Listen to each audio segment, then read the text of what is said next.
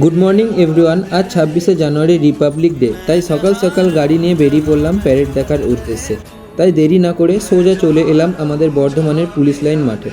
মাঠে প্রবেশ করে দেখি নানা স্কুল কলেজ থেকে ছেলে মেয়ে অংশগ্রহণ করেছে এই প্যারেডে।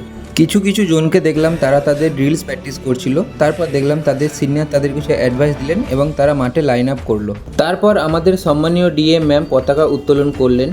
তারপর আমাদের আজকের সম্মানীয় দুই ব্যক্তি ডিএম ও এসপি স্যারকে নিয়ে মাঠে চারপাশটা একবার প্রদক্ষিণ করা হলো। এরপর শুরু হলো নানা রকমের ড্রিলস। আচ্ছা, তোমরা কে কে দেখতে গেছিলে? যদি কেউ গিয়ে থাকো অবশ্যই কমেন্ট করে জানিও। ড্রিলসগুলো দেখতে সত্যিই খুব সুন্দর লাগছিল। অবশেষে শুরু হলো প্যারেড। প্রথমে আমাদের বর্ধমানের পুলিশ প্রশাসন ও তারপর একে একে করে সবাই প্যারেড স্টার্ট করলো। দেখে ভালো লাগলো যে ছোট্ট ছোট্ট শিশুরাও প্যারেডে অংশগ্রহণ করেছিল। কিছুক্ষণ প্যারেড দেখার পর বাড়ির দিকে রওনা দিলাম। সবাইকে জয় হিন্দ।